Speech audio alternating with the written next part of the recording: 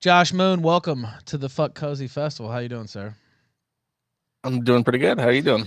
I'm doing good. So, how's the last month? Last time we talked, of course, I think it was the day after or the day of, right when I got back from Florida from all the drama.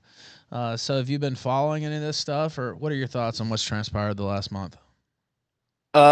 It's pretty shocking, like how fast I think things have fallen apart even further. Because Fuentes was already kind of like in a trough, like as far as like his career goes, and it's kind of surprising to see that um that's something he considered sort of like a. I think he already considered you like a write off for months, and then you drop out, and it gets a lot worse for him very quickly, and that's pretty impressive. Well, yeah, and I think that me dropping out and then some of his other people going against him kind of opened the floodgates a little bit. He's still around, but he's been catching a lot of heat from all corners and people really digging in on him. I don't really see it getting any better. Do you see him being able to, his play now is to, I guess, try to mainstream himself or get on these shows like Fresh and Fit and Valuetainment and all that. Do you see any upward trajectory for him there? Hard to say because shit happens, Yeah. and sometimes people get a lucky break. He could get a lucky break with one of these shows that he's trying to get appearances on. It's just a question of how that converts for his existing audience and what he's trying to do. Because if he's just trying to make money to get by, like he just wants to be a professional streamer, giving like lukewarm takes on shit, he probably can accomplish that Yeah. and be okay. But as far as being like the Nick Fuentes that people actually know him as right now, it's a little bit early, but that's probably toast. That's probably done in. I don't think he can recover his image with the audience that he was trying to cultivate in the past. Yeah, and I agree with you. If he just, wants to be a streamer, I think he probably, would be able to keep enough support to do that. He still makes money and all that. But as far as being like an actual political figure or in politics or, you know how the Groypers talk, they think this guy's going to be president and all this wild shit. I don't really see any future in that. Do you think there's any chance of him, breaking out politically? No, Well, you know what? it's just Well, it's brutal. Like real politics is real fucking brutal, and you have to be squeaky clean. And there is so much that he said that could piss off absolutely everybody. I saw a clip for the first time just today, and I don't know if it's recent or it could be really old. He has a pumpkin on his desk, yeah, and he's going on for 5 minutes, 5 whole consecutive minutes, one after the other, talking about how he's going to rape somebody, and then once he gets out of jail, he's going to rape them again. And it was pretty funny. I got to admit, it was fucking hysterical because he said that the guy wore cat ears, and therefore that was him asking for him to be raped by Nick Fuentes, and it was pretty funny. But um, I assume that he was in on the joke. I don't know when this was, but it's like you can pull a million of these clips out on Nick Fuentes, and it's like it's gonna put off a lot of people. yeah, and I saw the clip we played it the other day. I know exactly what you're talking about, and it's funny because he was talking. It's this dude named Rose Wrist or something like that. I don't know, but he's a European and he's bisexual. And Fuentes goes on and on for like 5 minutes about raping him, and like you said, then raping him again. And it made me think of. I don't know if you remember this, but I hosted a debate with him and Sticks.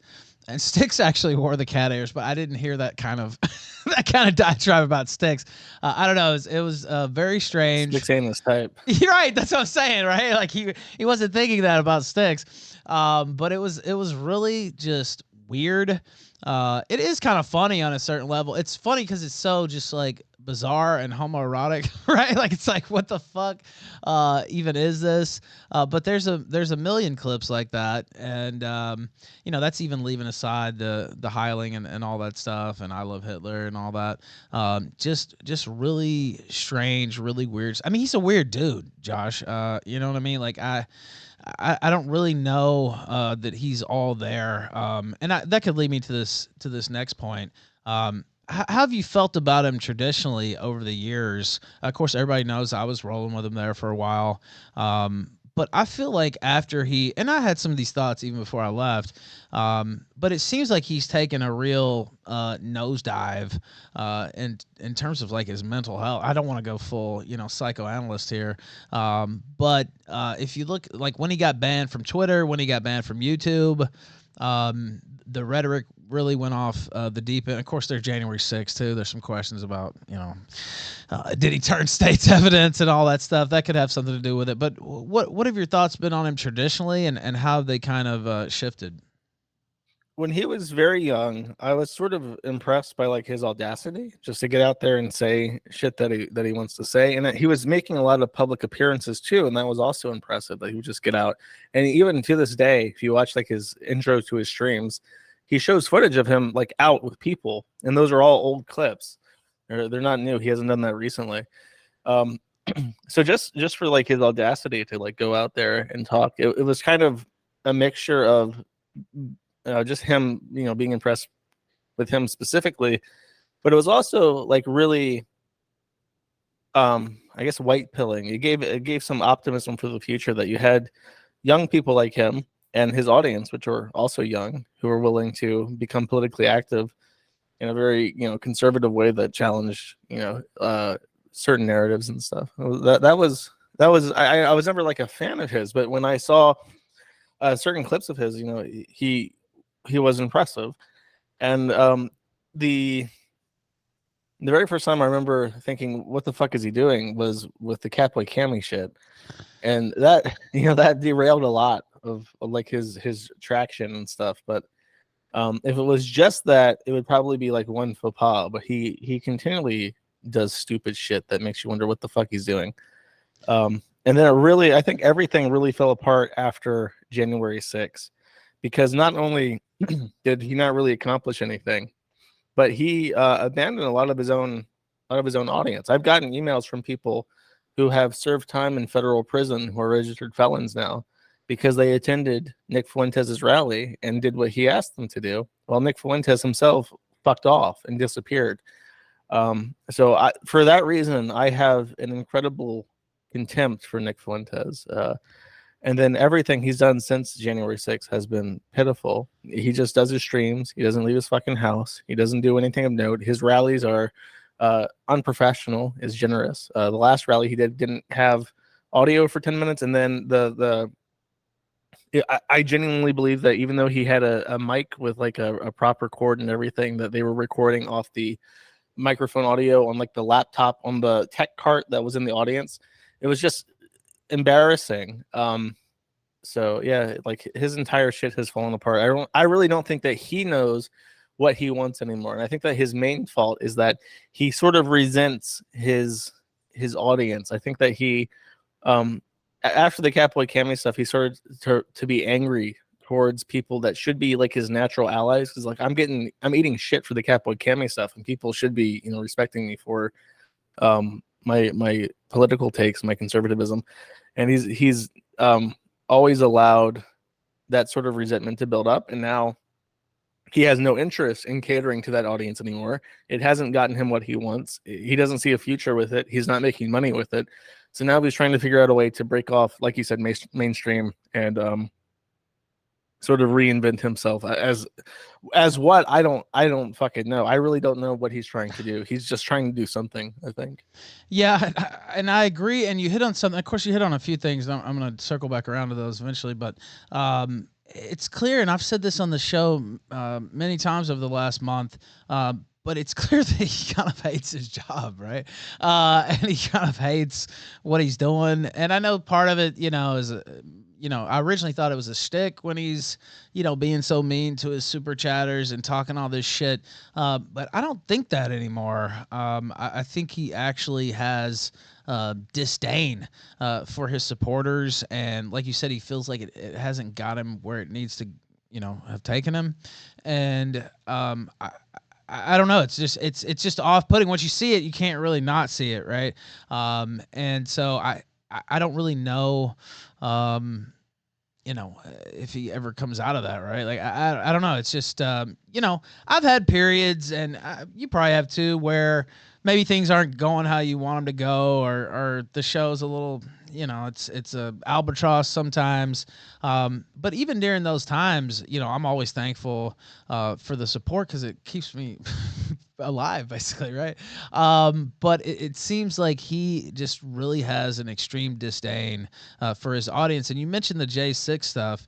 I've gotten some communications like that, and I saw Bake post some stuff today. Why do you think he is like that towards his supporters who went to jail on January 6th when he could easily, he's prodigious in terms of raising money for himself at least. He could easily do some type of fundraiser for these people. He could easily say, hey, we got to support our guy. I mean, that's what you're supposed to do, right? Support your guys who went to jail. Like that's in any walk of life or any activism or the mob even, right? They support their people who went to jail. Speculation maybe because he's fed or scared to be associated with that. Yeah. What do you think the reason is there? He doesn't have to explicitly be like an informant that's like barred by some contract with the government to not interfere with like the trial processes for all the people who are being convicted. He could just be genuinely afraid to further meddle in that because he already feels like the sort of Damocles is hanging over him, so he doesn't want to further entrench himself in the January 6th stuff. He wants to get out of it like as unscathed as possible. That's what I feel. The alternative is also a great, I would say it's like 50-50 in terms of either he is afraid to do it or he just doesn't care. He doesn't feel any obligation to do it, and he doesn't really give a fuck about what's happened to people who are in jail because of him. It's kind of like he probably feels that way about that Trump quote about what he said about McCain. Someone asked him about McCain, his time in the military and his POW status, and Trump said, "I like winners. I don't like losers." And it probably feels that way. I like winners. I don't need losers in jail being my supporters. Yeah, I think, and I knew exactly what quote you're about to bring up too. I don't know. It's just really bizarre, and I think it could be fed, or it could just be fear, but it could also be he just doesn't care about anybody else. And I've kind of seen that streak in him. Like I said, even before I left Cozy, even before all this stuff blew up. The Alex Jones interview, the Ali Alexander stuff, the war on the age of consent, which is just bizarre. And when Vouch did it, everybody was calling him a pedo, and for good reason, right? Like that's just a very weird. There's no great movement in the United States for lowering the age of consent, right? Like this is just a bizarre talking point and sick, really. I think he has a real streak of just not caring about what his commentary does to those around him. And even before, I had the personal issues with him, and then we went into a lot of other stuff that ended up coming out. I had a thought in my head, and it's like this guy just really doesn't care how his actions affects his allies at all. No, yeah, that's probably a safe bet. As far as like the age of consent, I have a weird feeling that he just really hates women, like as a general like contempt, because he has a sister and his mother, and he never talks about either of them.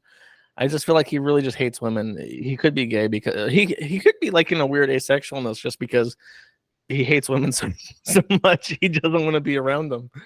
It does shine through. Go ahead if you're gonna say something else.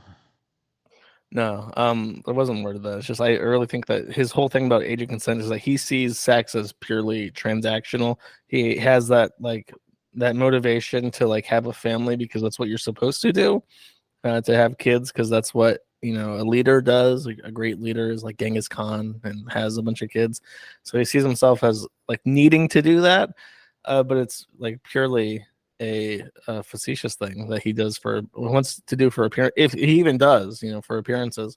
But as far as like, I also have a feeling that he has like an obsession with purity, because if he's or bulimic and he has like an eating disorder, there are guys who have like OCD who are like super obsessed with cleanliness. And I don't know if he's one of those hand sanitizer types that washes his hands continuously. I have a feeling that he is. I could be wrong.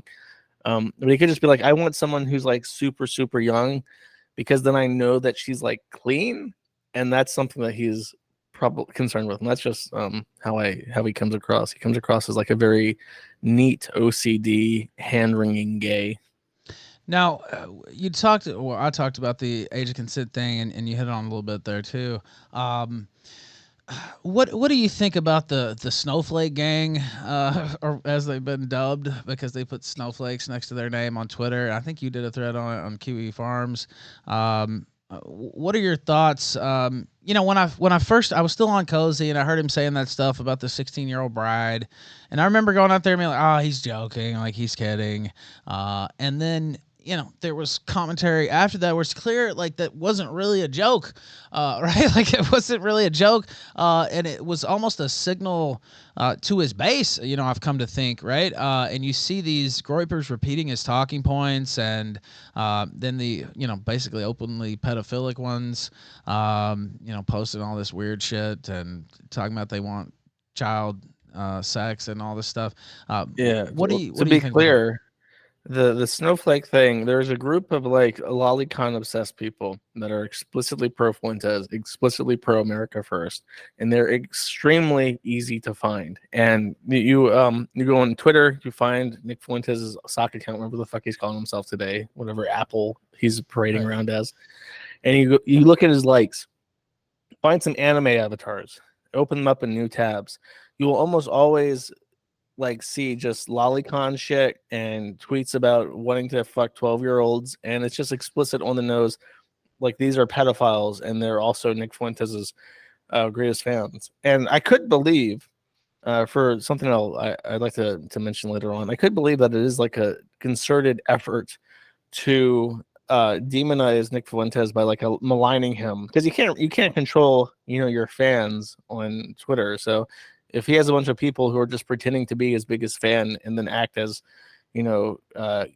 as disgusting as possible to make people hate you, you can't really control that. But he has never denounced it, and it's not like it's a subtle thing where it's only a couple people. It's like people with thousands of followers who are highly integrated into the Nick Fuentes circles are the same ones who are posting drawn child pornography and talking about fucking kids. And it's just he could easily just say like, don't do that. I don't want these. I don't want to be associated with you. And he doesn't.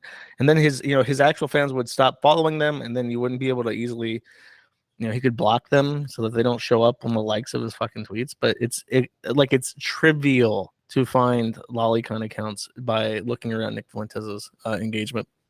Yeah, it's not hard to find at all. And I'm ashamed to say I didn't really realize. Of course, I know about the Ali Alexander stuff and all that, but I didn't. And some people don't believe me when I say this, but I was kind of adjacent to America First, but I was never like in. You know what I mean? Like I was in a couple of the groups, but I would rarely talk, and I didn't really. Investigate or get to know a lot of people besides like some of his, top guys and some of the other streamers and stuff. So I didn't really realize that all this stuff, like you said, it's just out in the open and it's not hidden at all. And you, like you also said, he could easily denounce this stuff. When he was having his optics war years ago, he denounced Wignats and he denounced, Sonnenrads and all this stuff. And we don't want that around and it's a bad look. And he could easily say that about the lolicon posters, about these pedophiles, but yet he doesn't. And I don't know if that's because he's sympathetic to their position or he doesn't want to lose them or what, but he could do that at any time and he just doesn't do it. Well, I mean, he still keeps Ali Jamal around, right? Well, Ali Jamal, Lolly Jamal is what that's one of his nicknames. I thought he was into boys, not. Yeah, well, I don't know. You talking about Ali Alexander? Oh, sorry. Yeah. My bad. Yeah, well, it's easy to mix the two up. Yeah, it's so weird how many like brown Muslim men are like in America First named Ali. It's like I don't know if you ever played RuneScape, but there's like a town that's near the starting region, and the joke is that every single person there is named Ali. And it's like that's the fucking America First compound is in this little Arab town in RuneScape because fucking everybody is a Muslim carrying a named Ali. It's really strange, but he does keep Ollie Alexander around. Now he's made a couple of nominal distancing statements or whatever. But Ollie Alexander's in his ear every day. I talked about this a couple times on the show. I don't remember if I talked about it when we talked.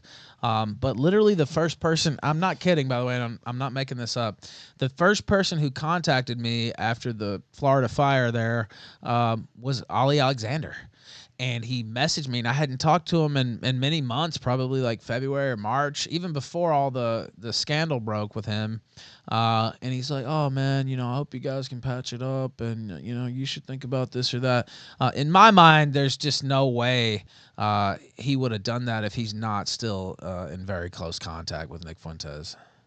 No, there's no Right. chance. It's just too coincidental, and I hadn't talked to him since. What do you think about the Ali Alexander stuff in general? I think that's kind of an albatross that's not really gonna go away with him. I mean, he fucking knew, and everyone knows it. And the crazy thing is that he denies that he knew, Right. and then at the same time he's still around. So if he didn't know then, he knows now, and it doesn't matter. So why why should anyone believe him when he says that he didn't know back then? He obviously doesn't care. Right. Yeah, I've said it multiple times. I really feel like the perspective of Nick Fuentes is that he wants to be successful and politically important, and if a few little boys get raped in the process, that's a sacrifice he's willing to make. He couldn't give less of a fuck. Well, Josh, he basically said that. There's a quote from him, and I think it's from DMs or text or something, where he goes, "Oh, well, you try to build something, and you have to work with people like this, and sometimes this kind of thing happens, and Yeah. it's just like, that's not the Hey, response." Yeah, go if you want to build a sandcastle, sometimes you got to do it on Epstein Island. ahead. I don't know. It's really weird. And Alexander, I won't spend too much time on that, but he's still doing things like promoting Cozy, and there's a guy on there named UX. He was promoting his like clothing line or whatever. So he's clearly still deeply involved. If I was Fuentes, I would try to get him to shut the fuck up. But honestly, there's no telling what he has on Nick too. So that could be part of it as well. That Nick's in so deep with Ali Alexander, he really can't. Even if he wanted to, which I don't think he does, but even if he wanted to, this guy's probably got reams and reams of dirt on him going all the way back to Stop the Steal and before. Yeah, it's like that with Milo. It's like imagine like I know you like Milo, but like there's no way I would trust Milo with it. With Well, anything, because you just know instinctively that everything that you say to him is not only like stored somewhere on a computer. He has the perfect photographic memory of everything that happens. He knows exactly how to pull it up when necessary. Well, he literally, and yeah, I do have a soft spot for Milo. We go way back. Of course, we fought plenty of times too. But yeah, I do have a soft spot for him, going all the way back to those Gamergate days. But he literally came on my show and held up a hard drive in one of the more well-known moments from the show and said, "This has got dirt on everybody I've ever talked to in the history of my public life." And I'm about to start releasing some of it. Right. And so I don't know, the Milo thing, I wasn't gonna hit on it, but I'm glad you brought it up because Nick worked very closely with him for like 3 years, and I mean like daily communication, and some of those have been leaked, where he's like getting tips from him on presentation, on content, et cetera. And that was fine. Milo brought him into the Yay campaign, and then of course Fuentes made a really bad mistake in terms of turning on Milo. Not a very smart idea. But all of a sudden now Milo, according to Nick, is this Jewish pedophile, and he's dirty and he can't be trusted and da da da da. But he was none of those things when you were working with him every day for 3 years. So to me, that talking Yeah. point, if you say something like that, it'd be different, right? But with him, it's just completely cover your ass type shit. Yeah, like the pictures of Milo and Laura Loomer like bathing in blood and shit. Like that's like he was dating I think he was married to a black man, like in Gamergate days. It's like these are things that have been around for Right. literally a decade at this point, and you were fine with it when it benefited you in some roundabout way, but now that he's not benefiting you, that's suddenly a problem. It's I know it's one thing to be like Machiavellian and to have like a whatever works kind of approach to things, which sometimes you have to have. If you're beset by adversity, you have to any port in a storm, right? You have to Yeah. make do with what you have. But it's another to just be completely hypocritical constantly, and he doesn't pull that off. I don't think. Now, people, his fans would disagree. What's left of him, anyways, but he really doesn't do a good job of walking that tight, which is the game of politics. Basically, is walking the tightrope of being Machiavellian enough to get what you want from the resources available to you, without looking like a blatant hypocrite to anybody with even a cursory glance at what you're doing, right? And his fans like either just don't have any kind of politics and just like him, or they're so blindsided by all this bullshit that they're just like in that QAnon mentality of trust the plan. Yeah. It's gonna come to fruition one day. It's a 20-year plan. You can't rush it. It's like I don't think it is. Well, he jacked the QAnon trust the plan slogan and adopted it for himself, right? And they use that all the time. And politicians, of course, politicians lie. We all know that. But they usually lie with skill, right? Or they fudge it a little bit, or it's softened, Yeah. right? Or it goes across a little bit better. Versus him, he's very good at just lying, right? Just off the top of his head, or making up these lies to cover his stories or cover his trail. But it's very easy to pick out the contradictions, right? Like it's just like a complete falsehood, and you pull up another statement, and it just very easily outs him. And the top politicians, the top political operatives, are able to more believably lie, if you know what I mean, right? Yeah, it's literally a better class of criminal is the issue that he faces if he tries to run for office. That's Um, right. and he's an internet person, so he's surrounded by people from all over the country, literally all over the world. So you take his audience and you divide it up across the entire planet. Very few people. What city is he in? He's like in Florida Chicago. now, isn't he? Well, he's talking about Oh, moving to Florida. Yeah, he's. I mm. think he's going to, but he's in Chicago still, I think. Well, good luck trying to do anything in Chicago.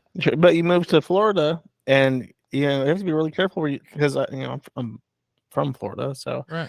the South is very very Hispanic, which is not going to be conductive to his anti-immigration policies. You go up north to the Panhandle, and they're very very religious up there, but Florida is pretty anti-racist, especially the religious folks up there, because religious organizations don't really see race. Everybody can be saved, right? So Yeah.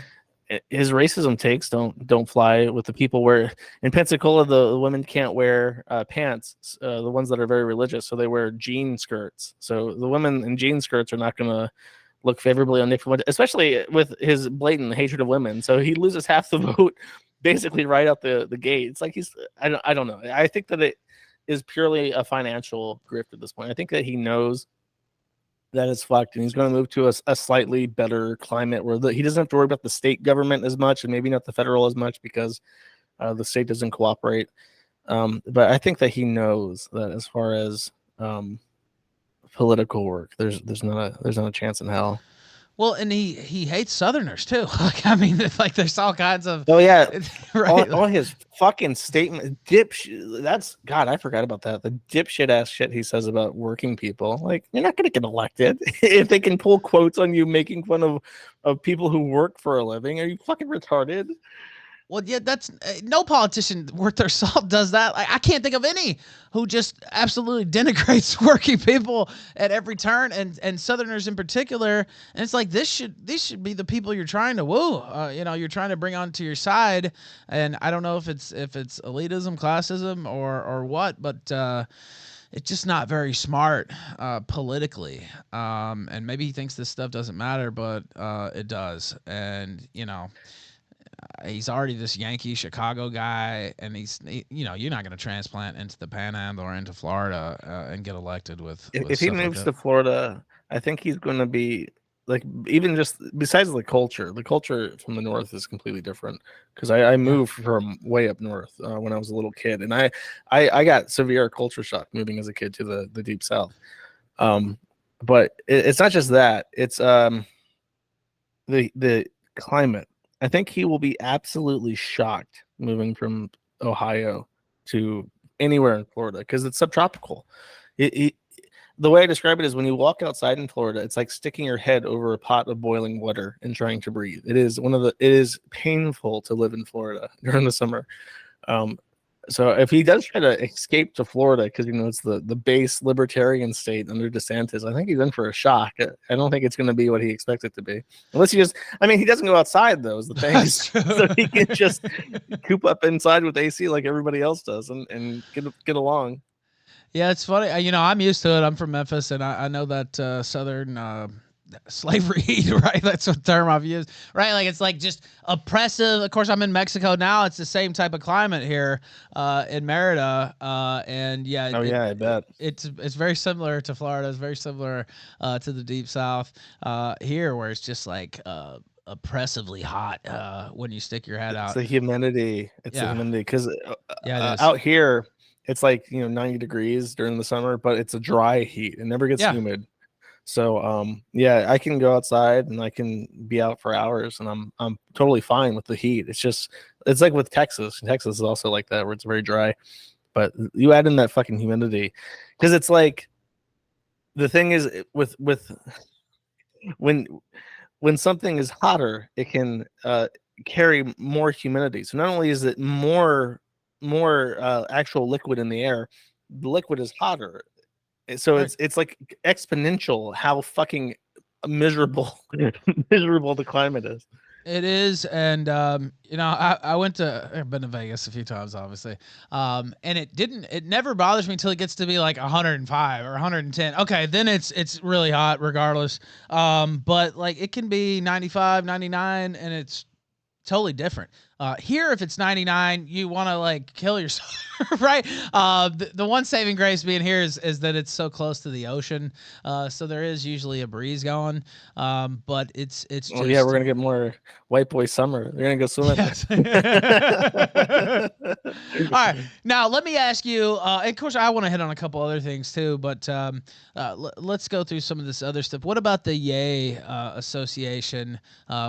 Do you think that was an ill-fated turn there, or how do you think that's affected him? I personally think that took a lot of wind out of his sails. At first, of course, it helped, but he was only with them a short time, and then he took this time off, and he's lying about his association, and he's not really with the campaign, but he's lying to his people. I think that it was kind of an emperor has no clothes moment for a lot of people. Now he still has supporters, but I've seen anecdotal evidence and people just flat out telling me this, that they were disillusioned by that association, and he tried to like change.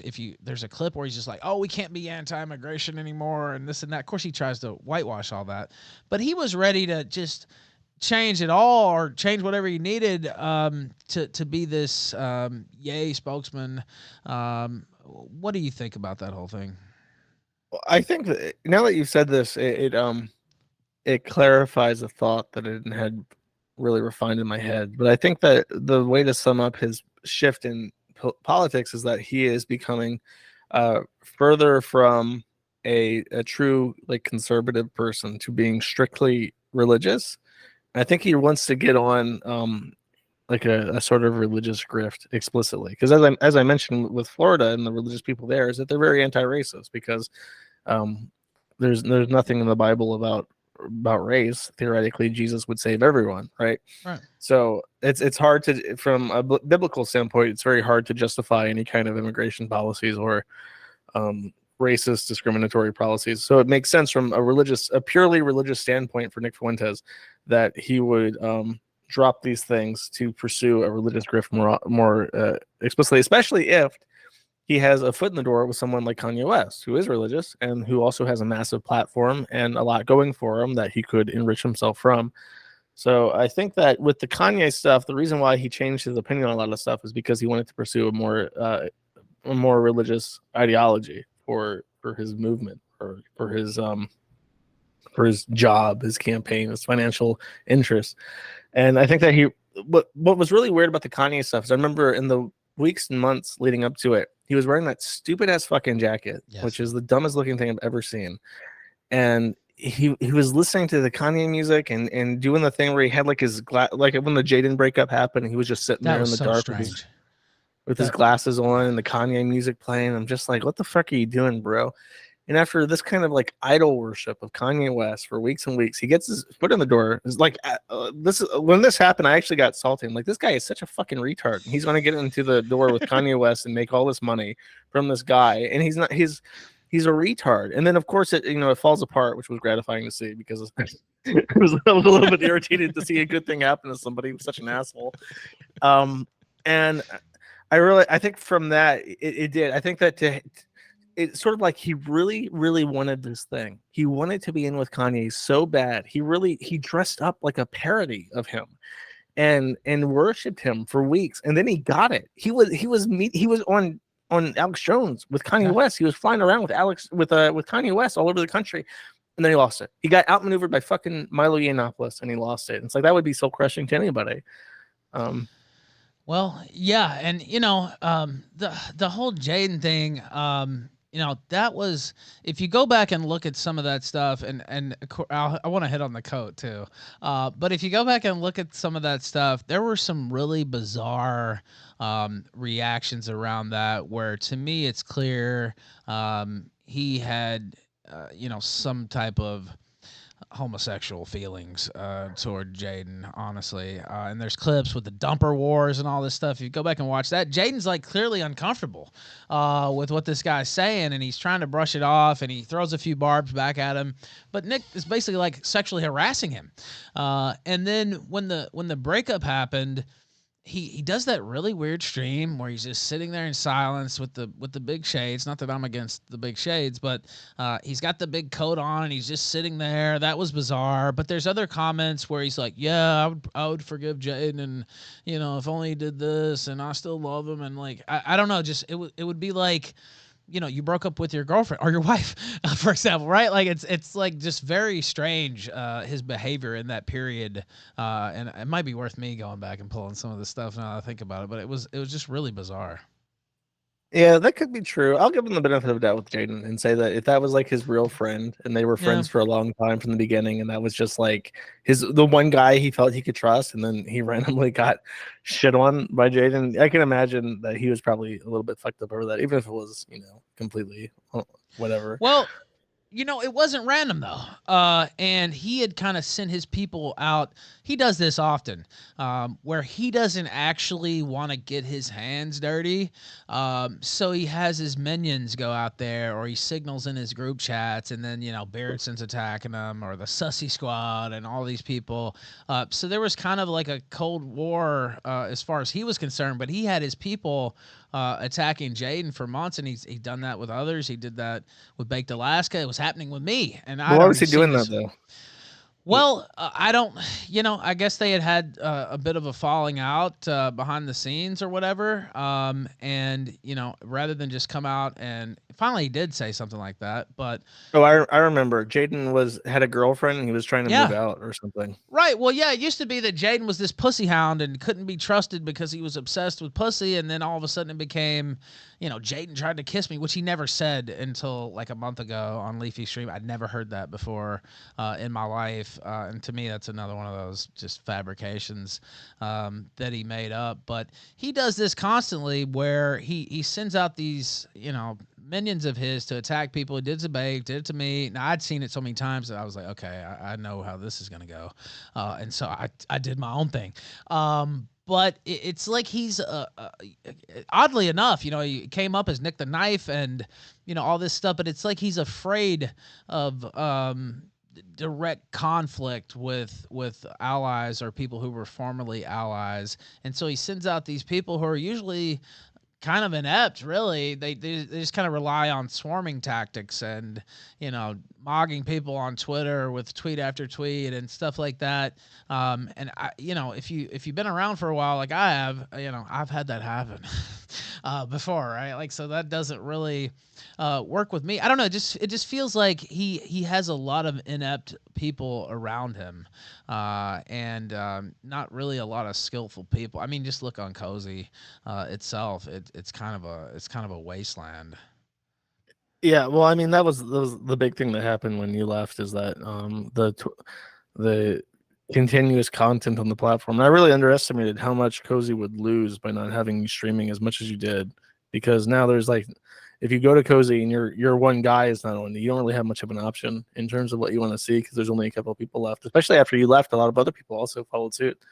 So it's basically starved. And in regards to that, the Cozy thing is as a whole is a little bit of a waste because he has this neat thing going for him. And in this era of deplatforming where people are trying to do, alt tech and stuff, he decides to just like leave it as is, not pursue it, not develop it, not license it out, not try to actually build like a real foundation for him to build, positive conductive business with other people in the sphere. He just has this thing and he's happy with it because he gets to use it, and that's it. He doesn't really have any further ambitions with it. Well, and I remember, I was on Cozy for a while, and I remember when I first came there, I was like, this is pretty promising, right? Pretty smooth site and works pretty well, right? And it's closed, which is a detriment in a certain way, but also, it means that it's usually steady, right? Because there's not a ton of people on there sucking up all the bandwidth, etc. But it's kind of just stayed in that state the whole entire time, right? Like he's never added super chats. He's never, like really changed the makeup of the site in any way, and it's it's just kind of like he rested on his laurels there, and I don't really see that going anywhere. And to be truthful, I knew it would have an impact leaving, but it really just completely decimated that site. I guess I didn't realize how much work I was putting in there. But it really did, especially during the day, but even at night, like there's been a permanent, now he still gets his viewers, I don't know if that number is legit. But it did take a lot away from the site. Where do you see Cozy going? I know it's the Fuck Cozy Festival, so I should address that a little bit. Where do you see it going from here? I don't know, how much he really wants to put into this in Oh, it's terms of fucked. money. The platform Yeah. itself is fucked because you have Rumble now, and it's obsolete. Yep. Rumble is what Cozy could have been if he was competent. I think that too, and even before I left, it was no accident that I was restreaming on Rumble, and that I'd started trying to build up a little bit over there because it was clear where the ball was bouncing, and Cozy, it's shocking to me, and I guess I just didn't want to see it, Josh. But a lot of people came back to my show and said that I just wouldn't watch you over there. First off, some of them didn't like me, supporting Fuentes and, being his attack dog or whatever. But a lot of people were, maybe even more, just said, I don't want to go to Cozy.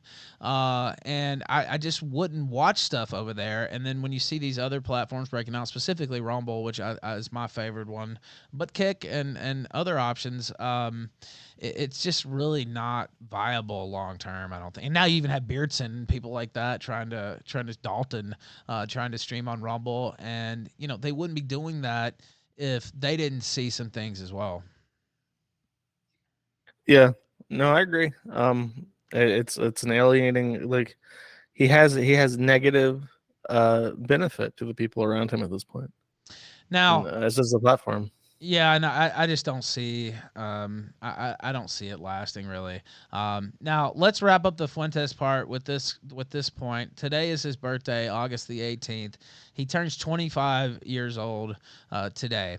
Now, how much of his rise, and you talked about it a little bit earlier, Is like that why you picked today? yeah, it is. I didn't know that. Yeah, it is. Yeah, that was an old Ralph move there. Yeah, I picked today for a reason. But he turns 25 today. And you talked about earlier, it was a white pill to see this young guy out there, kid in a lot of ways, 18, 19. And he was pretty He well started at spoken. 17, didn't he? Yeah, he started even younger than that. But when he really broke out, like 18, 19. But he's not 18 or 19 anymore. And I think that a lot of his early success was based on his youth, right, and his potential. And he's still young, 25. Yeah, that's fair. But the bloom's kind of off the rose, right? It's like, okay, when you're 19, it's one thing, but when you're 25 and it's still kind of the same guy, worse in most ways. I think that his age is starting to work against him the older he gets. Yeah, that's a very fair assessment because, when someone's young, they can be a bit of a firebrand and they can sort of just aimlessly test the boundaries of certain things, as they kind of explore the world around them. That's extremely natural. But you would hope by mid-20s, early 30s that someone knows the boundaries, knows the things about the world that they don't like, and is developing a plan to change them. And like for myself, because I started hosting my forum and stuff at like 20, I hope that if people knew me for the entire 10 years that I've been doing my thing, that people would see that kind of growth and character development as well. Because now I see the issues around me, and I have ideas of how I want to change them, and I feel like I can change them because I know that I want the United States should be a better place for any family, any kids than what it is right now.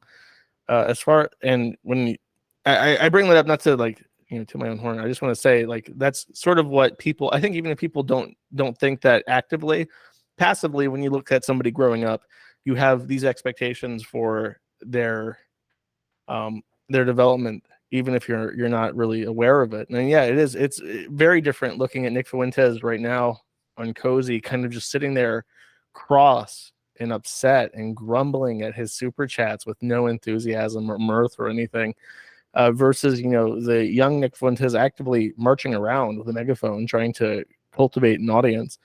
It's night and day, and you're looking at him and you're kind of thinking like, well, what the fuck are you doing? What's your plan? Where are you going? What do you want to do?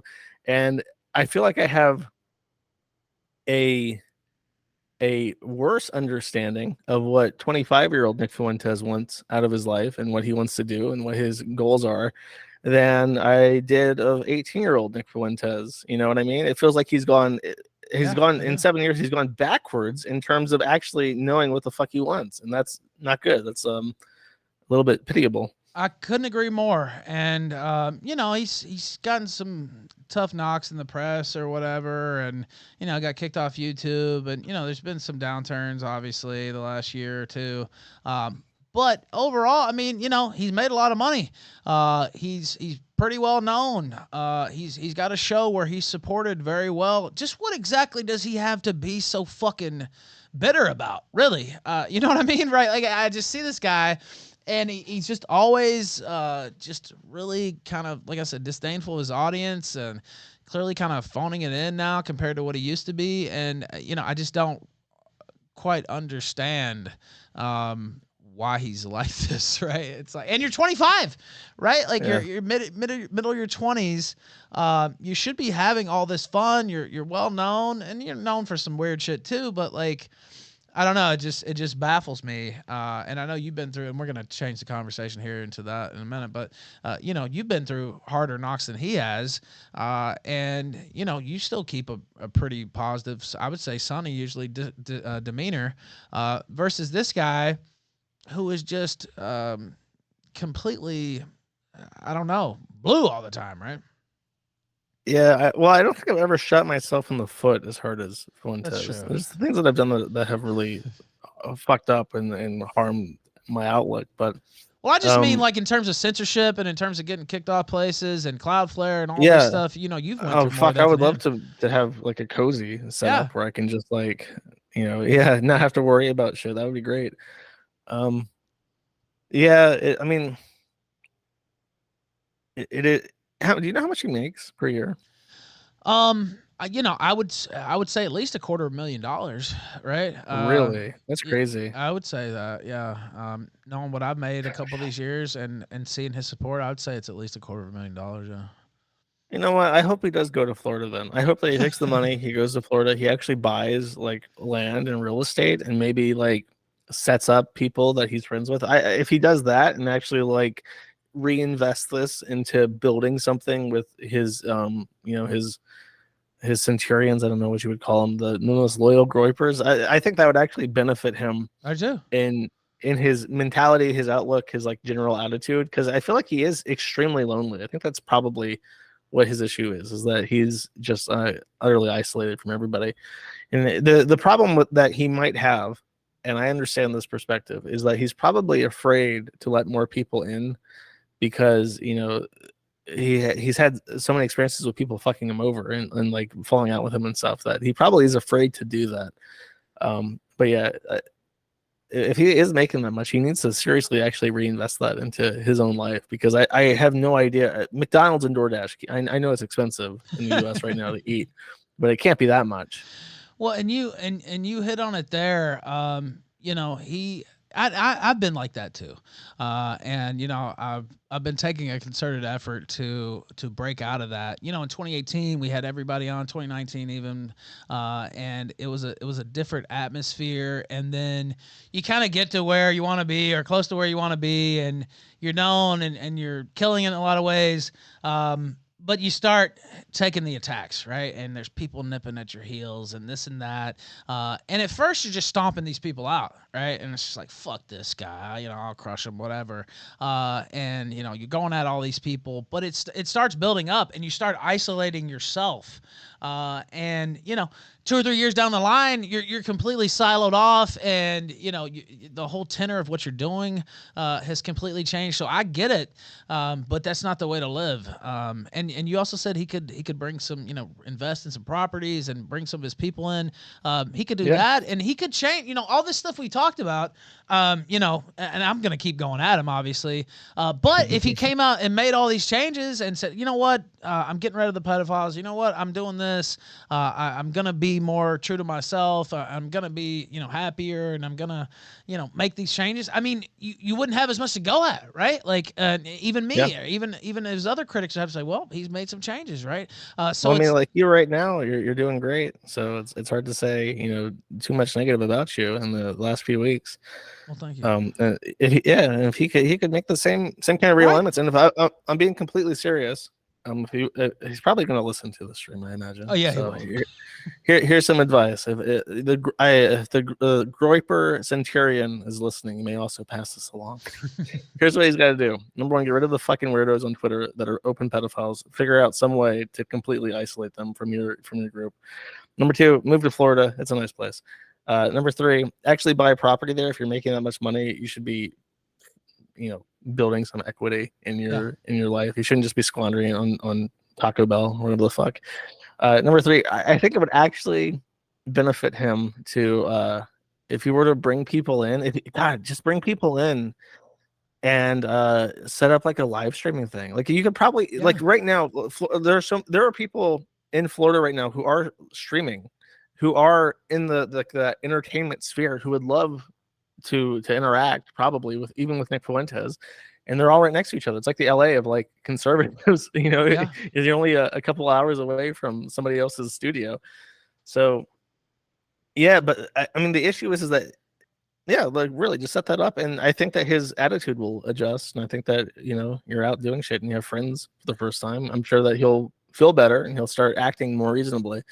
Um, though he has an issue where he hates his fans. There was that I didn't even mention this, but there was that picture of like the fans that he posted that was like I think was that Yeah, they met up with you. that was at Ali Jamal's castle, well, his family's castle, there in Texas, and it was Beardson and Wurzelsroot were sitting next to me. I think Ali Jamal was there too, and he said, if you're not hot AF, which is hot as fuck, is what that stands for, not America First in this situation. If you're not hot AF, don't be out in public Don't getting show your your picture face in taken. Yeah, public. it's like Yeah, what the fuck. Like, I mean, what? Just hide, like, like they used to hide disabled kids in the attic or something like yeah, that, right? Like, it's like, what are you even saying? Like, I don't know. That's something a megalomaniac psycho yeah. says, He's Josh. gonna get the fuck over that, or I mean, it feels like he doesn't know anyone in his own movement that he would actually trust to come out and do like a streaming house with them. So I don't know. He has to get the fuck over it, or he has to make new allies that he actually likes and wants to be seen in public with. Because I think I get the sense, and it's hard to say because you never know how somebody actually is just based off their streaming presence. I get the sense that he's extremely isolated, and it's taking a genuine mental toll on him. Yeah, I do too, and I've had it happen to myself, and he's only 25. He could make these changes still. I made a lot of these changes post 35. So it's never too late really, but you have to want it. You have to take a concerted effort, and I don't know that that's going to happen. Yeah. Now let me ask about you. Let's shift it now. You talked about how you've developed or how you've grown. As you run Kiwi Farms all these years. How do you think you've grown? How would you tell the audience here that you've grown as a person or shifted, or not shifted over the years? I would say that over the years I've become much more optimistic, and I was going to mention that in terms of like your attitude towards stuff, you can control your attitude. You can control if you're optimistic or pessimistic. It is a choice. You decide if you're going to be happy or not, because your happiness is in your gray matter, and you are your gray matter, and you can control it. You can decide if you're going to sit on stream and fold your arms and be a bitch to everybody who sends you money, or you can be, a little bit more positive about things. It's literally an actual decision that you make, even if you don't realize it, if you're just doing it passively. So I've learned to be more positive and a little bit more in control of my emotions. And I've also learned that there is a thing to be wary of, that oftentimes you feel like you've hit rock bottom, and therefore nothing that you do matters, and you can just do whatever the fuck you want. It doesn't matter because it can't possibly get any worse. This is always a lie. It can always get worse. The shit you say can always fuck you over even more. It never hits rock bottom. And so I've learned that to stop digging in a lot of situations and stop actively making things worse for myself. That's something else. It's funny. Or go ahead, finish your thought, because I want to pick up. No, that's it. Continue. No, I was just gonna say, because it's so like that. I almost got a chill when you said that, because I've had, and a lot of it's been lived out in public, right? And I've had moments where it's just like, you know what, it doesn't matter, and just do whatever you want, and shit sucks, and it can't get any worse. Like you said, it can always get worse. And the one thing you can control in life, you can't control too many things, but the one thing you can control is your mindset. And it is a conscious choice to be happy, and to at least be positive, right? Or be open to positivity, even if you don't want to go all the way to being happy. That's the one thing that you can really control in life. And it's so important. I've had, my times where, I just would not be happy, and I should have been happy, right? And I look back now and I'm like, wow, I squandered a lot of time. I squandered a lot of my life in that mindset. Not to get too, not to get too deep there, but it is a real thing. Now let's talk about Kiwi Farms itself. How are things going there? I know a little bit about the stuff with Hurricane. Why don't you talk about it a little bit, though, so people actually understand? So I at some point I decided that it would be best if I opened my own ISP, which effectively means that I've been granted a AS number, which is just the number of my ISP, and two subnets. So you know what an IP address is that fits into Yeah. a subnet, which are allocated in blocks. I am allocated an IPv, a traditional, 4-number IPv4 block of like 512 IPs. And then I have an IPv6 block, which if you've never seen an IPv6 address, it's very long. That is because there are trillions and trillions and trillions and trillions and trillions of IPv6 addresses. I have a 32 of that. So I have something like quintillions of IPs that I can assign in IPv6. Now, I've been getting blocked by multiple ISPs at a high level, which is unprecedented. There have been issues where big networks will block some networks because there is abuse of traffic. Usually the main issue is abuse of traffic. You have a compromised device on that network, which is sending outbound connections to other servers to try and exploit them, either trying to do automated hacking or through known exploits, or spam mail is another one. Stuff like that. That's pretty common. As far as there is a website and it's offensive, and therefore we are going to block this IP address from our network, that's much rarer, especially at the very high levels. So what has happened is as I've kind of tried to find ways around this, I've made a lot of friends in the industry, and they help me out every so often. And we had a new data center get set up, or a new presence in a data center in Washington get set up with some companies that I'm friendly with. And they announced my IP addresses, and within 2 days, Hurricane Electric blocked them, which is significant because Hurricane Electric is, I think, the largest ISP in the world. It's up there.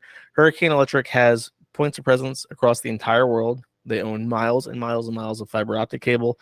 It's an enormous, massive company. And for one of the largest ISPs in the entire world to decide that this small ISP doesn't get to exist anymore, I think it's actually the first time that's ever happened.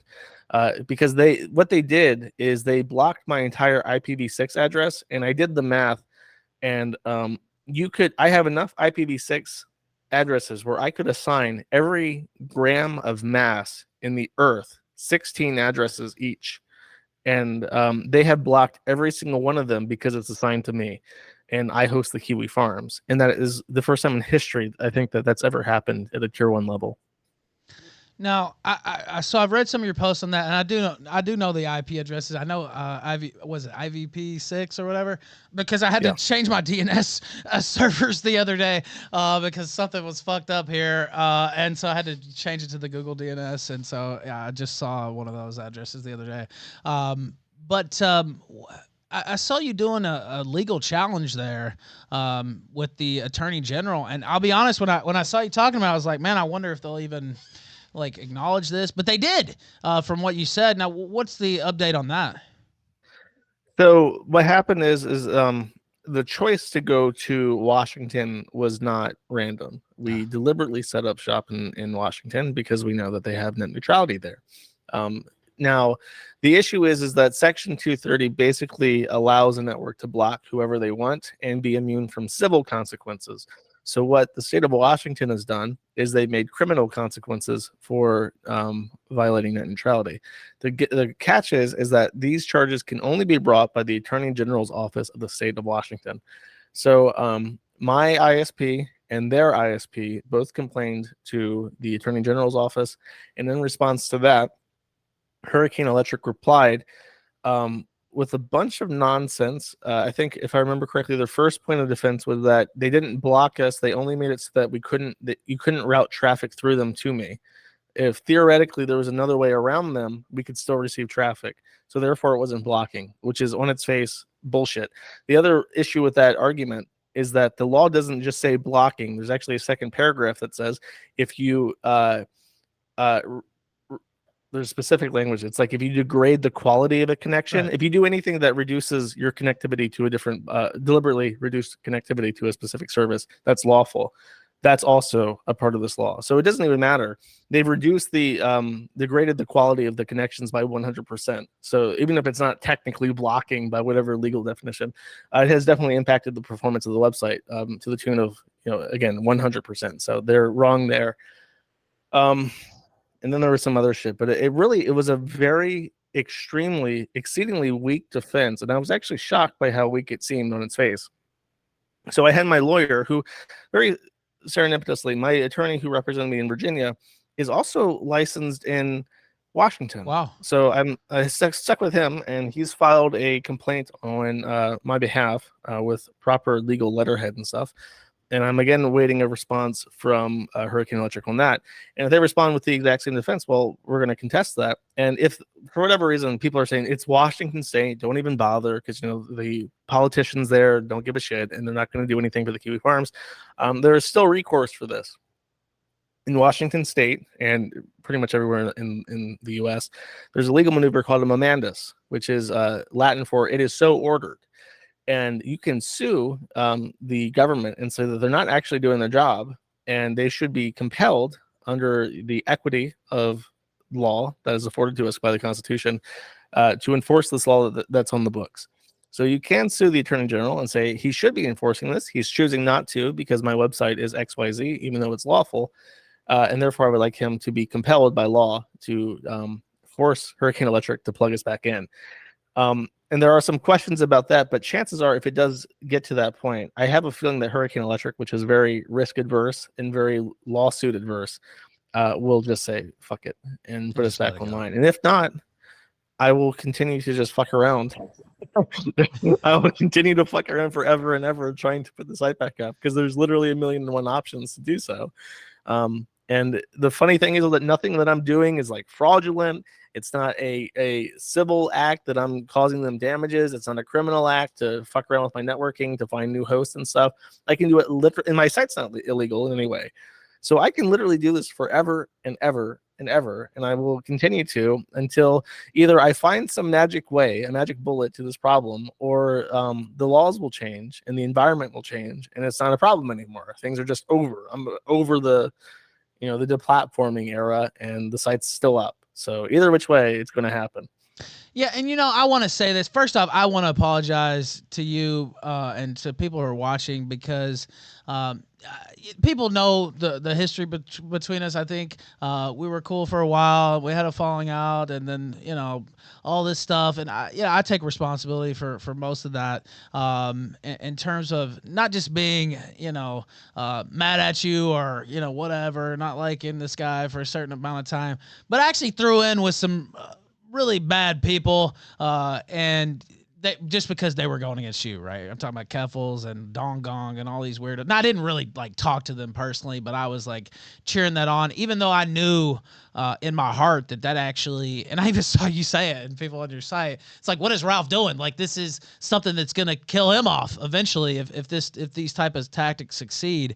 And I knew that too, but I was just so like caught up in my own bullshit and my own emotions, acting like a woman, really, where it's just like, whatever hurts this guy I don't like is good. And so I wanted to apologize for that just while it's here and everybody can see it. And that was my mistake. And what do you think, though? Like, how much of this, I've seen you talk like this.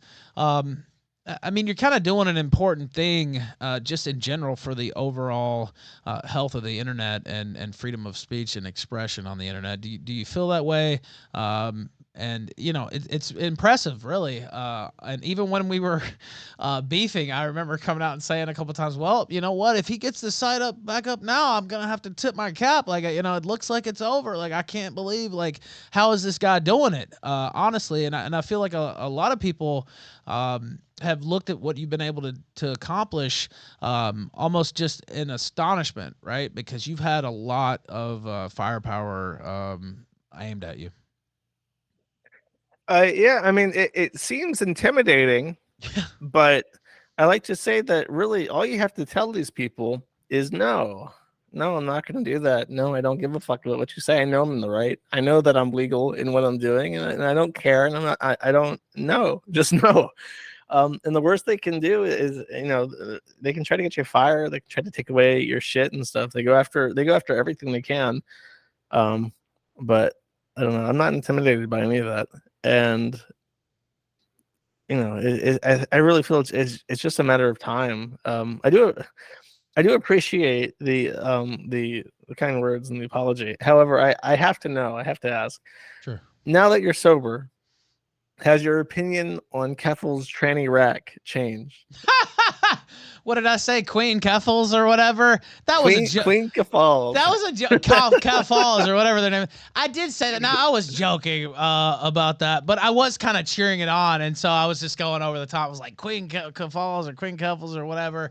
But no, I've never been sexually attracted to that person. But I will say they do have some gigantic titties, which is really weird.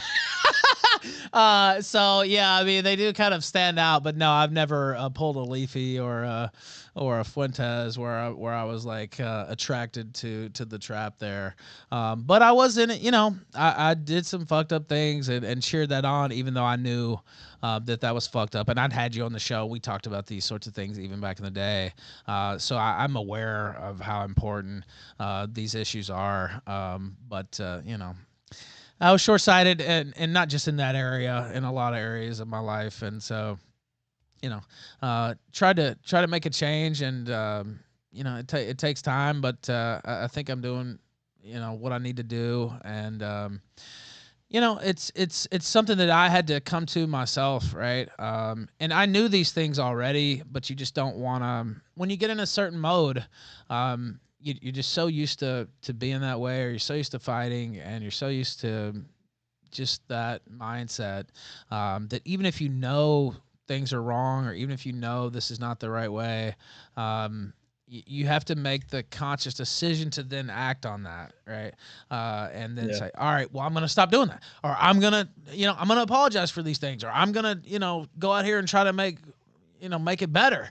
It's one thing to realize a problem. It's one thing to realize your mistake, but you actually have to take actions to try to rectify those mistakes. So that's kind of what I've been trying to do. And I know some people don't believe me, or they think it's a scam or whatever, but it's generally not. And the only way you can convince people is to just, stay consistent and stay honest. And so that's why I said those things. And I've said those other things about other people too, where I was like, you know what, this was dumb, or this was, made up with a lot of people. And, a lot of that stuff, Josh, was just like super petty. And, it could start off the smallest of things. And, then you're in a 3-year war with somebody, right? Over something that really should have never happened, or should have never got there. And so that was my fault. And, I just tried to change course, and that's really all you can do. You can't really change what you did, and all those things you said are still out there, and those actions are still out there. But you just have to try to build a new catalog of actions and statements, etc. Yeah, it's important to, I feel, to have certain principles and to not cross them, because like for instance with Nick Fuentes, even though like Nick Fuentes has used his platform in a way that I don't necessarily approve of, I always try to keep the thought of like this person should be like deplatformed out of my head, because sometimes I know it would be really easy to fuck with somebody through, because I've been fucked with so much. I know what the weak points are on everything, and it's like it's sometimes it requires some restraint to be like, I'm not going to abuse that knowledge to accomplish something that I wouldn't want to happen to myself. You know what I mean?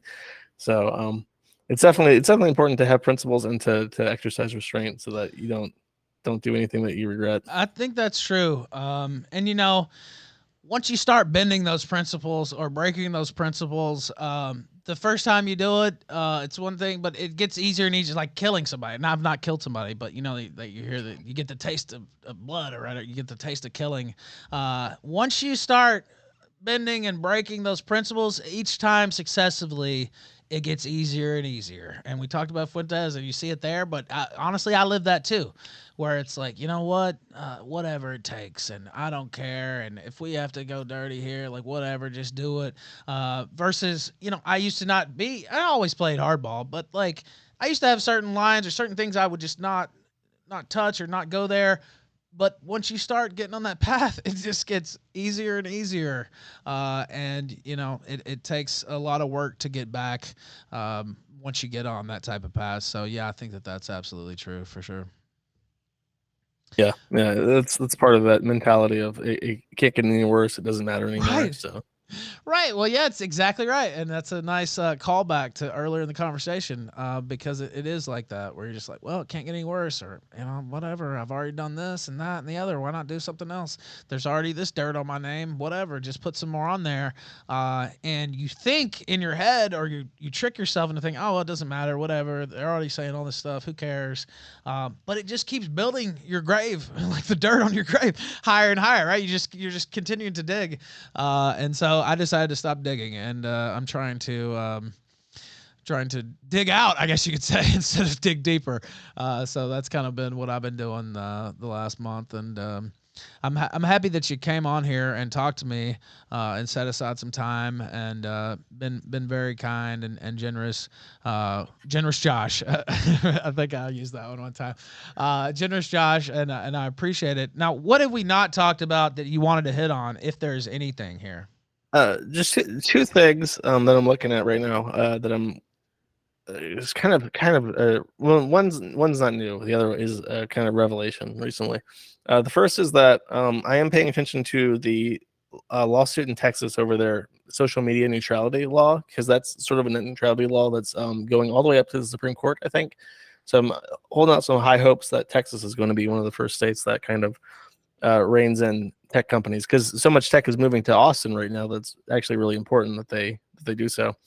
And the other thing that's kind of a revelation I had recently that is scaring me is that in the last week there were two websites that went down, um, versus the Soy Jack Party, which was an anonymous image board that I think a lot of people might recognize just because it causes so much drama that they get their name out. That went down, and then there was a website called Anon Files. I've heard of that one. Anon Files, yeah, popular file sharing website because it doesn't require registration. That also went down, and they both went down for the same exact reason, that there was a persistent abuse of the platforms with child pornography, and the hosts were unable to do anything about it, and they gave up after months or years. In Anon Files' case, trying to deal with this problem, it never went away. And I'm really concerned because now that we look at the tech stack, and there's all these weak points with ISPs and stuff in regards to keeping content online. I'm worried that even if I do find a way to keep everything up online, it will just be vulnerable to this abuse pattern, which is proving very successful in keeping, shutting down websites. I feel like there is something happening, and there is an active, malicious, concerted effort to shut down alternative websites, anonymous websites especially, via child pornography. And the only remedies to this are to either become a closed community that requires registration, or B, to use a service like Microsoft Photo DNA, which scans images for a combination of known bad images, and they also use facial recognition technology of abused children to identify files that they've never even seen before, as soon as they're uploaded. And the other one is Cloudflare. Cloudflare scans every file you upload through Cloudflare against their database of known CSAM images. So it's sort of like, even if the back end of the internet opens up and the stack of ISPs becomes neutral, you then have this very precise pinpoint of filtering out child pornography that becomes a serious application level issue that can shut down any website that doesn't have the access to something like PhotoDNA or Cloudflare. And that's really scaring me right now. You made me think of something before I let you go. The future of internet anonymity, and almost as long as I've been in this game, since Gamergate, that's kind of been a topic. Do you see it holding up? I know there is kind of, see Jordan Peterson talking about we need to get rid of, anons on Twitter and elsewhere. And if they had their name behind this, they wouldn't say that. And, Elon, I think, is even doing where you submit your ID on Twitter, which I don't even really know why. For the blue check market, I think Yeah, he's adding the you saw ID. that, right? Yeah. Mhm. And it's troubling, I would say. And of course, everybody knows who I am. Well, not everybody, but right, I'm a known person. And so, it wouldn't necessarily affect me, but, so much of the content that I've had over the years, or tips, anonymous tips from people, or just the people in my audience, they're based around being anonymous, right? And if that didn't exist, a lot of the stuff that people have enjoyed on my show and some of the stuff they did enjoy wouldn't exist either, right? Yeah. Where do you see the future of internet anonymity going, and how would that affect things if it did go away? It's That's a complicated one because having the stack open is a huge part of it. Because the real issue is that the internet is becoming more and more centralized. If you compare the internet to how it was in the 2000s to how it is now, it went from something like there being several thousand websites that consumed 50% of all internet traffic. And then in 2012, I think it was 30 or some websites consumed 50% of internet traffic. In 2021, I want to say, last time I looked at this, Google.com and YouTube.com together had more traffic than like the next 60 websites combined, and was just an enormous majority of the entire internet. So the internet, despite being bigger and more prevalent than ever before, reaching more countries than ever before and more people than ever before, is smaller by order of magnitude. And that's making it very easy to control people, control what people think, control what people see, what people say, and how they say it. And anonymity is on the decline.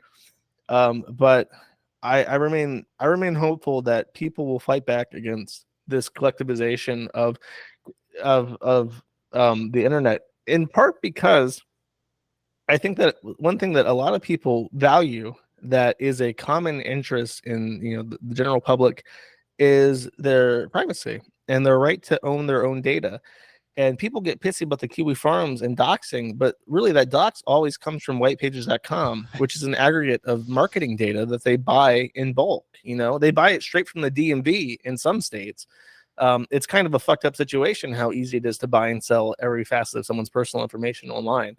And people are pissed about that, which is why you see regulation in the EU to control that. And you might see that in the US at some point as people become more cognizant of what's happening and more upset with it. Yeah, it could go either way. The natural trend of things, because the internet is so big, so powerful, and controls politics and elections now, is that the government will want to control it as tightly as possible.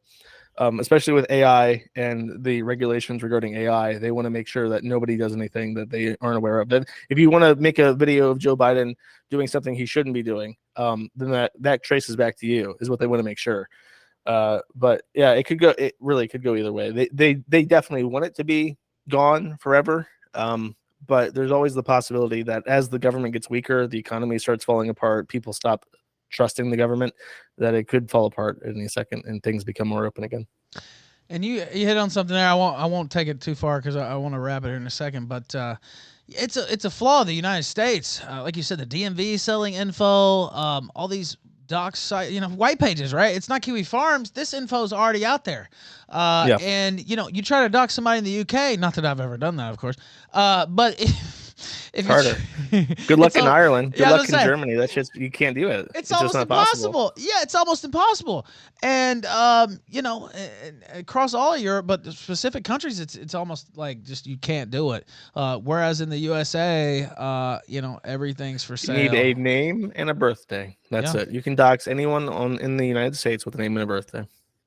And that's a major flaw. And I really kind of think that Kiwi Farms being there and having the docs and it's, I guess it's like flashier certain ways, somebody gets doxed or whatever, but it's actually, it's almost like a gray hat service in a certain way, right?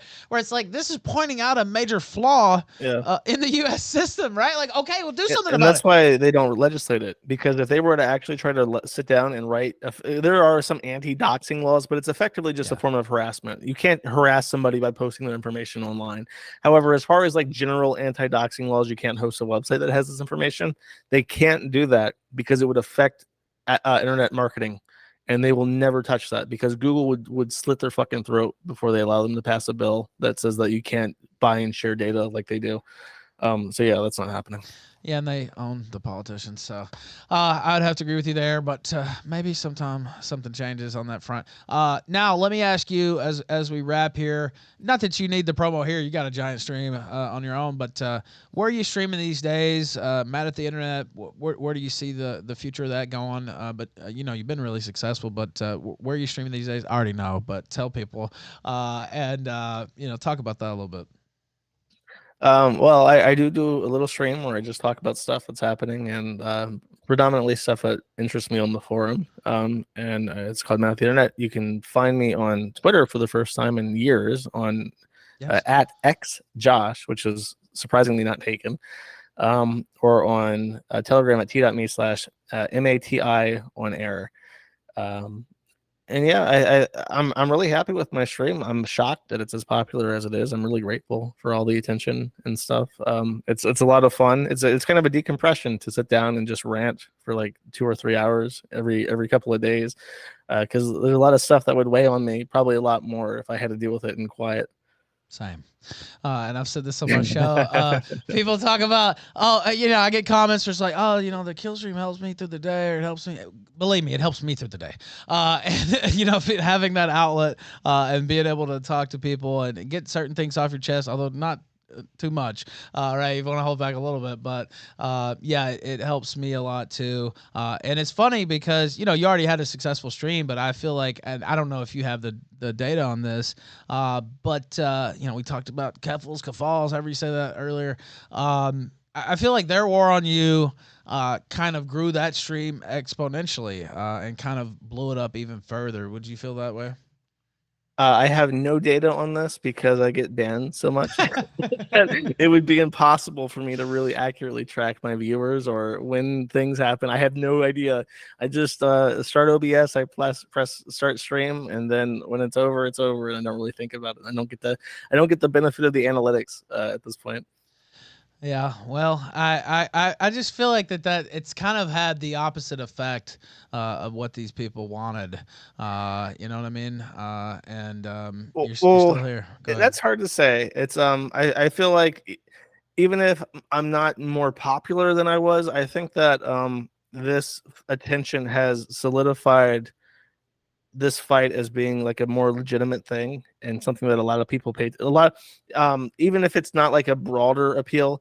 I know for a fact that a lot of very important people and a lot of very important organizations watch what's happening with Hurricane Electric very tightly, and they have opinions about it, and they're not developing in favor of cancellation and stuff, because the main issue that they have, and final word, but the main issue that they have is that there's never a chance of meeting these people halfway. There's never a part where they just sit down and say, this is the issue.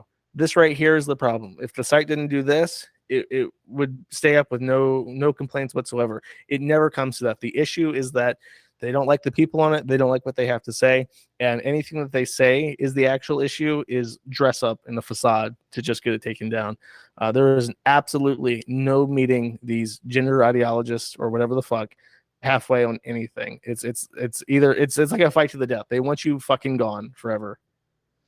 Generous Josh Moon, the Kiwi Farms Kingpin. Thank you, sir, for taking time to stop by the Fuck Cozy Festival. Thank you.